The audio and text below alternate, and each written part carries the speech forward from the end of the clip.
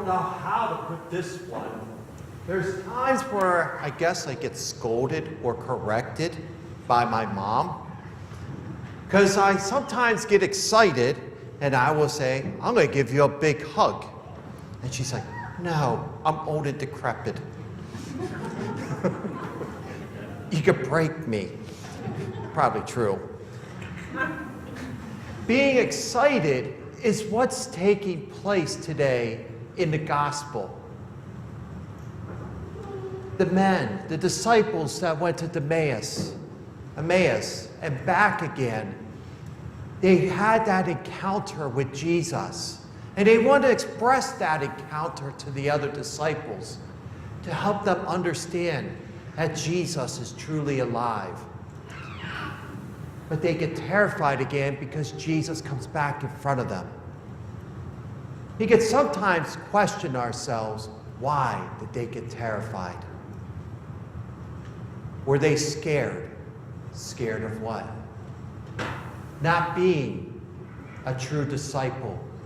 Running where they should have stayed. Accepting where they denied. But our Lord doesn't point out any of their flaws. He just says, peace be with you. And I think it's befitting that they're talking about Jesus, and Jesus comes in amongst them. And where the disciples at Emmaus recognized them was in the breaking of the bread. We sometimes can get trapped in our own sinful nature and allow ourselves to be deceived, if you will, by the great deceiver. Oh, you're a horrible person. You sinned. There's no way Jesus can love you. You did that horrible thing. Oh, you're still doing that same sin that you had from when you were young. Our Lord doesn't see that. He wants us to recognize him, that he died, and as our cross shows us, our Lord is not dead on our cross, and how he suffered for you, we have to accept that our Lord loves us, willing to suffer and die on the cross. And that is what the disciples are preaching to the Sanhedrin, to those who listen to him. They're not accusing. They're just saying the one. They're just stating the facts. Died on the cross for you, for everyone, for all people, so you can enter into heaven, so you can get closer to our Lord and know the love that our Lord has for each and every one of his people. That is what Jesus is getting across today, to get them fulfilled, to get them excited. St. Paul is doing the exact same thing, trying to show all that Christ loved them that much. So as we go about this week, we're about to receive our Lord in the Holy Eucharist. We're about to receive his very body, blood, soul, and divinity. Something we should be excited about, just as the disciples were excited about the talk about Jesus. Jesus shouldn't be something that we just talk about with our family and friends only.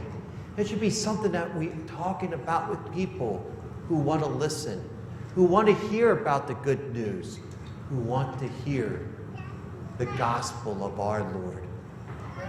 Just as I get excited and like hugging people, we should be having that same enthusiasm to allow our expression of Jesus to equal what's going on in our very lives. That our Lord is willing to suffer and die, and he's still willing to give us those chances in our lives through the sacrament of confession, where we receive that love and receive that mercy. We could sometimes think of confession as this thing. Oh no, I gotta go sit in front of Father. But I don't remember it. I don't remember anything other than the fact that I was sitting in a confessional. I sometimes even, when asked, how many confessions did you have?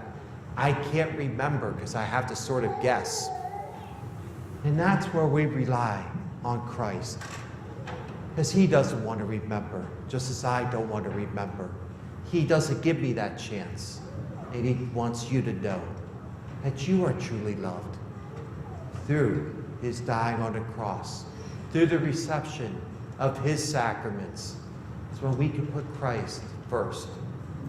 Nothing else matters, just as his disciples learned. When they put Jesus first, nothing else in the world truly mattered except following the one who died on the cross for them.